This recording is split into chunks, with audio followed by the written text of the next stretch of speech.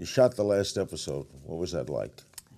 I directed the last two, and I had so much work afterwards that it was really kind of like being the captain of the ship.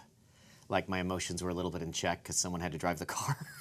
But it was pretty emotional. I mean, it was very emotional. There's a certain disconnection I have with reality, which I think allows me to write and do this, that I kind of didn't fully experience the loss until I moved out of my office about 5 months later. It was an emotional experience to write it, and of the lasts of the farewell to this experience, that was probably the first thing where I was like, oh, and it was happening, you know, all over the place.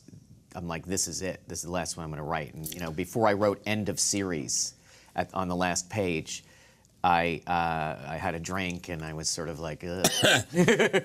I got to stop and recognize that this stuff is happening. You know? Can you tell us what we can expect in the last season?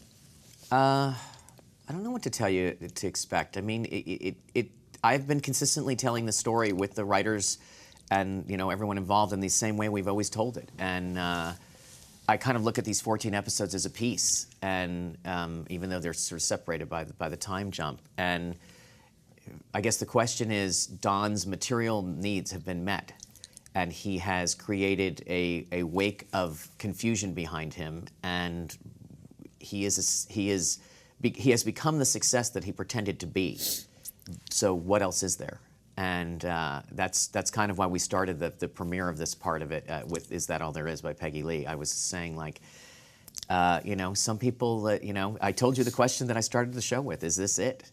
You know, so mortality brings life. The thoughts of mortality brings life into relief, and you can't ignore that. And I think if people are, there will be dessert, you know, but there's going to be steak and potatoes and maybe some vegetables on the way there. Watch new episodes of Larry King Now Monday, Wednesday, and Friday on demand on Aura TV and Hulu.